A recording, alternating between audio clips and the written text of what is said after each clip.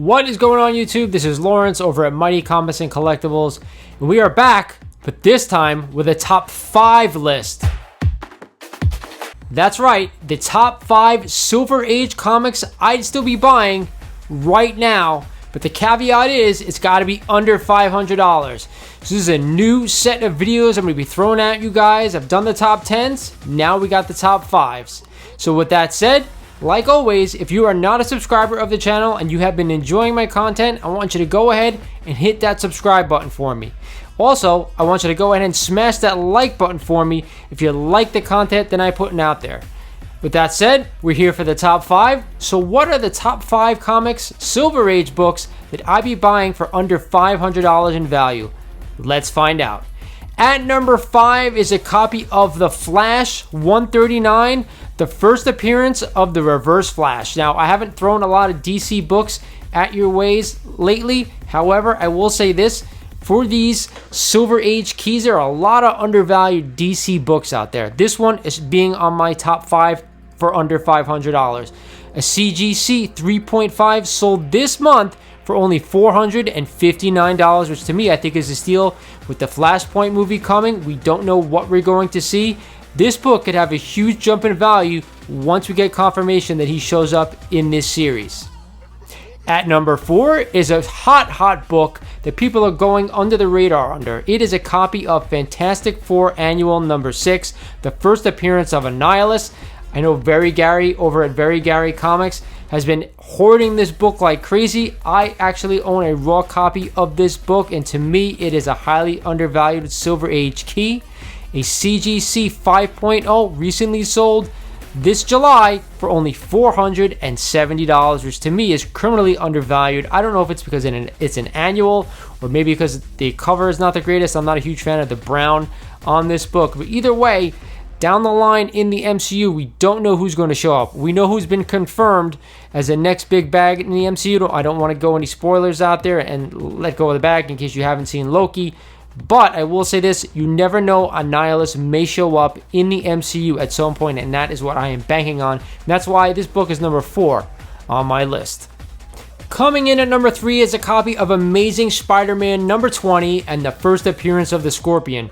While other big Silver Age Amazing Spider-Man keys have gone through the roof, Amazing Spider-Man 20 and the first appearance of the Scorpion really hasn't gotten much love, and the bump in value really hasn't been there. However, with No Way Home coming, I am betting the Scorpion will show up in this movie or the following movie. We already know they've introduced Matt Gargan into the MCU. It's only a matter of time before he shows up and faces Spider-Man at some point. Now, with that said, a CGC 3.0 sold back in June for $500. Anybody who's been watching my channel religiously knows I picked up 2 extra copies of this book in the raw form, and that I am adding to my collection, hoping to see the Scorpion show up in the MCU and battle Spider-Man at some point. That's why it's number 3 on my list.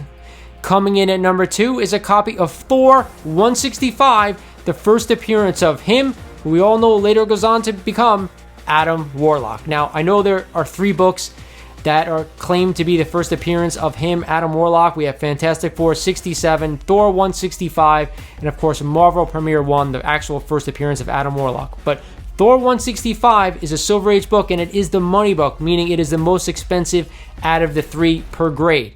With that said, I was expecting to see Adam Warlock in Infinity War. We didn't get him there. We didn't get him in Endgame. With that said, I'm hoping he comes in Guardians of the Galaxy 3, because this character needs to be introduced into the MCU at some point. He's too big of a character.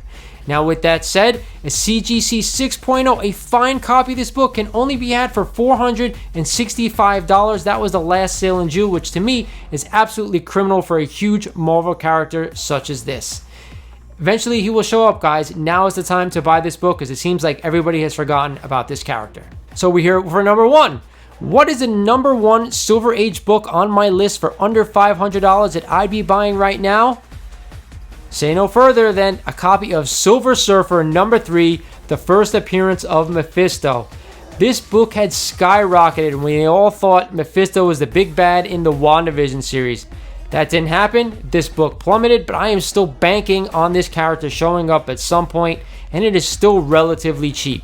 You can get a CGC 4.0 last sale in July for $450. Now, I know 3.0 is not the greatest grade, but a Silver Age key 3.0 is really not that bad. It is a good plus. If you get one that has a really nice cover, that maybe has some damage on the back, that is complete, that would show up as a blue label, I'd be jumping on this book as much as I can. I think I picked up my copies about 6 to 8 months ago for like $200 and change, and one of them came back at 3.5, the other one came back at 4.0. To me, they were both good pickups, and I still think that this book is a solid pickup anywhere from a 3.0 on if you can grab one. But again, still undervalued, and you can get one for under 500 bucks. With that said, that is the top 5 for you guys. However, I do have 2 honorable mentions that I'd like to mention to you. The first one is a copy of Silver Surfer #1, the first solo Silver Surfer series. Now try saying that really fast. Either way, a copy of Silver Surfer 1 can get quite expensive, but a 2.0 CGC sold in July for $525. I bet if you wait around, you could probably find a 2.0 in decent shape for under $500. Just keep on the lookout for that book. I know Fantastic Four 48 has been really hot, and Silver Surfer 1 has been just as hot, but I do think with prices starting to dip down a little bit, this book will dip under a 2.0 for under $500, so watch out if you're interested for that book. My other honorable mention is Iron Man #1. We know Iron Man has been in the MCU.